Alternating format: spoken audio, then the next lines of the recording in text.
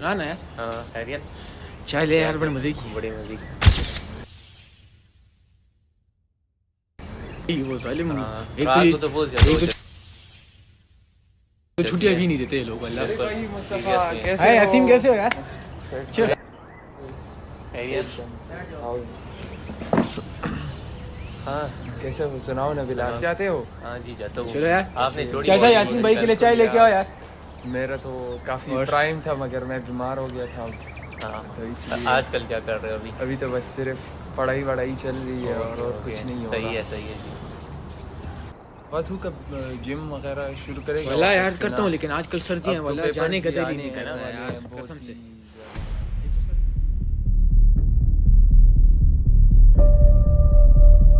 और मुस्तफ़ा बस वो ये चाय नहीं है चाचे, इसकी चाय नहीं है क्या हिसाब बिलाल है? ये क्या सोच रहा है? बिलाल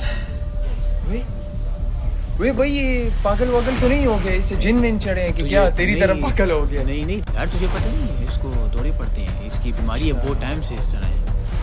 दौरे क्या मतलब? बिलाल इसको कोई बचाए इसको, दौरे पड़ रहे। भाई कोई एम्बुलेंस बुलाओ, जल्दी कुछ करो, डॉक्टर को बुलाओ, ये इसे कुछ हो गया ये बिलाल। ए यासीन तुम खड़ी क्यों हो? भाई बिलाल बैठ जाओ। बिलाल तुझे तो अभी कुछ हुआ था ना, तू वो एकदम से देख रहा था इधर उधर। अरे यार बैठ जाओ, कुछ नहीं है, वो मुझे एपिलेप्सी एब्सेंट सीजर आते रहते हैं मुझे। अच्छा। अरे बैठ जाओ आराम से। बिलाल ये तुझे क्या हुआ था यार इसके अभी तू जो ये कर रहा था? अरे यार कोई बड़ा मसला नहीं है, बैठ जा आराम से। मैं भी डॉक्टर के पास जाऊंगा, तुझे वो समझा भी देगा। चलाओ फिर चलें यार चल।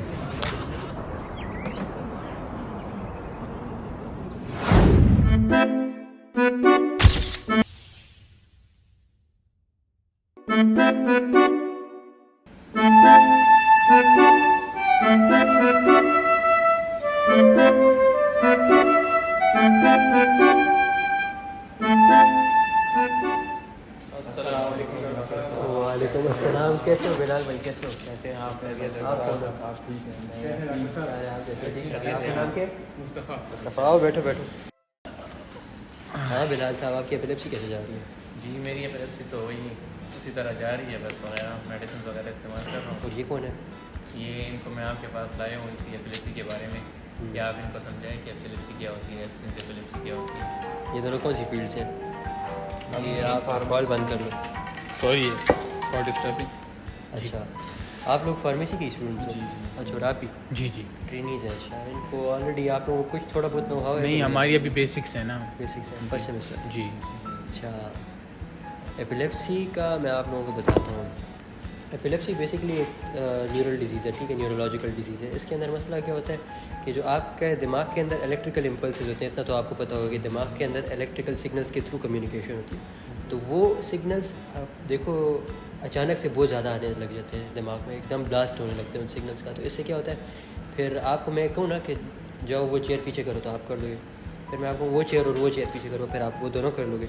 इस तरह मैं आपको वो चेयर पीछे करो, ये आगे करो, वो आगे करो, इस तरह आप भी कंफ्यूज हो जाओगे। इस तरीके से हमारी बॉडी, हमारा दिमाग जब बहुत ज़्यादा सिग्नल्स उसके अंदर आते हैं तो हमारी बॉडी भी कंफ्यूज हो जाती है ये करना क्या है। तो ये किस टाइप का डिसऑर्डर है, ठीक है। अब इसके अंदर और हम लोग क्या कर सकते हैं, इसकी जो मेडिकेशंस होती हैं, इसके कॉजेज़ असल में बेसिकली एपिलेप्सी के कुछ ऐसे कॉजेज़ पता नहीं है, कुछ लोग कहते हैं जेनेटिक होते हैं, ठीक है।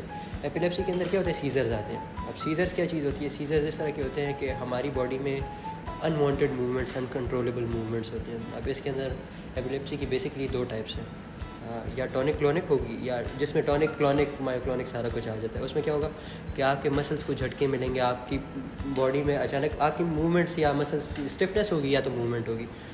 दूसरी किस टाइप की हो सकती है? दूसरी हो सकती है एब्सेंस एपिलेप्सी। उसके अंदर क्या होता है, बिलाल साहब को एब्सेंस एपिलेप्सी, उसमें ये एकदम से इस तरह ये ऊपर देखने लगते हैं, एकदम स्टिल हो जाते हैं, ठीक है, इनको कुछ पता नहीं होता, सीजर ख़त्म होता है, इनको याद ही नहीं रहता क्या हुआ।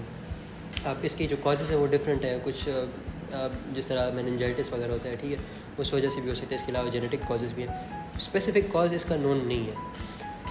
तो अब इसके अलावा फिर बाकी जो इस एपिलेप्सी के बारे में मैं आप लोगों को इन्फॉर्मेशन दे सकता हूँ वो ये है कि इसमें आप लोगों ने तो टेंशन नहीं लेनी होती। एपिलेप्सी सीज़र होता है, अगर आप जब किसी बंदे को सीज़र आए तो आप इस तरह कोशिश करो कि अगर स्टॉप वॉच लगा लो उस वक्त, उसको पहले तो आप लोगों ने ना रोकना है ना कुछ करना है, ठीक है। इसमें क्या होता है कि आप अगर उसको रोकोगे तो वो और मसल उसको इंजर होने के चांसेस ज़्यादा होते हैं। अब इसमें फिर मसला क्या होता है आप अब फॉर एग्जांपल बिलाल को अगर सीज़र आता है ना, तो आप ये नहीं करोगे, पैनिक नहीं होना सबसे पहले, ठीक है। आप इस तरह करो, सिंपली अपना मोबाइल उठाओ, उसके ऊपर टाइमर लगा लो।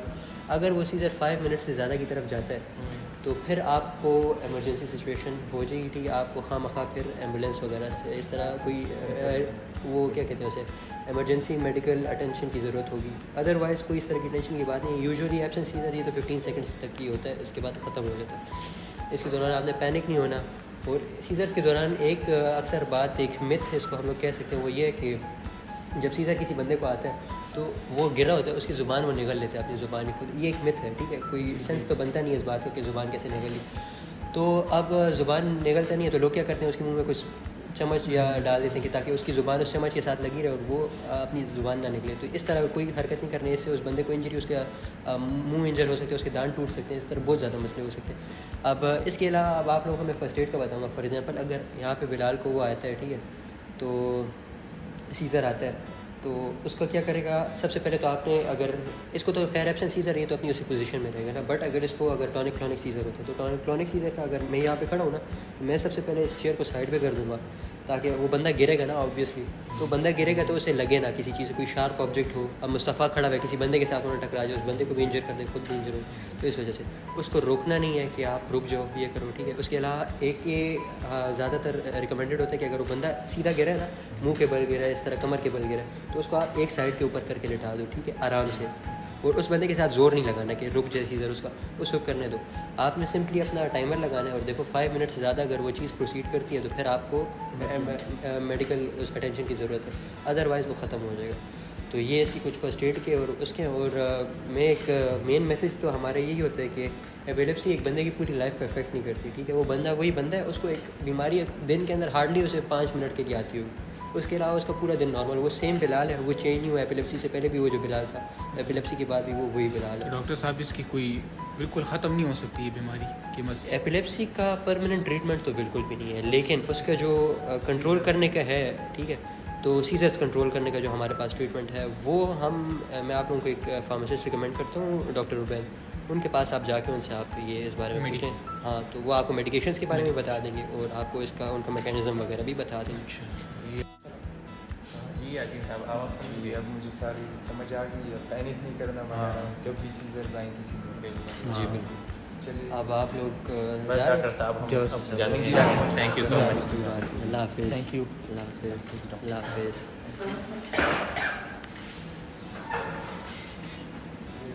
अस्सलाम वालेकुम।